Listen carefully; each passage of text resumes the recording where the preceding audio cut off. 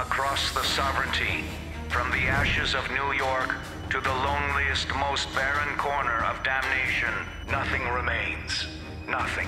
I'm Jacob Minkoff, lead game designer at Blue Omega Entertainment, and I'm going to tell you a little bit about the unique way we designed the levels for Damnation.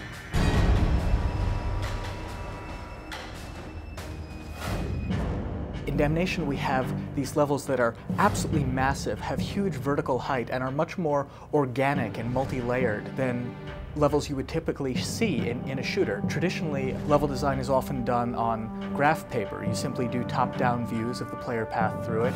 But in Damnation, we couldn't really do that because the overall feeling of being a huge, realistic space was so important to us that we actually started out with the concept art.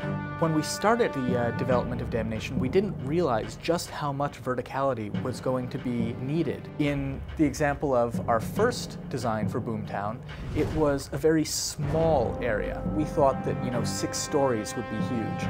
The next version was much more compact. Maybe there were buildings that were 10 stories in it now. And the final design for Boomtown is a massive canyon. And the steam generator itself is about 40 or 50 stories tall, and it now takes the player a good 30 minutes to climb from the base of the steam engine to the top. So once we finally got this vision from the concept artist that we said, yes, that is Boomtown, it was this pencil sketch, and we went ahead and we drew on top of it. So the level designers would look at that image and they would circle different locations and say, oh, it would be really cool if the player went from here to here to here.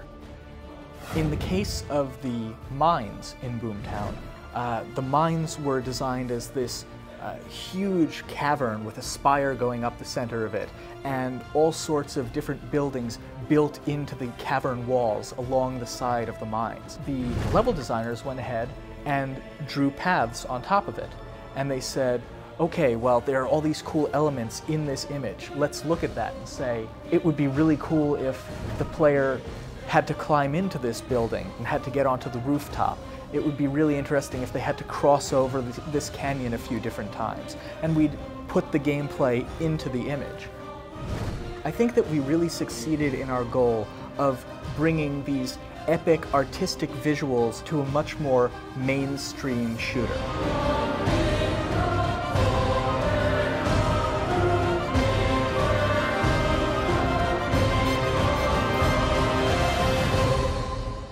Be sure to check it out on Xbox 360, PlayStation 3, and PC.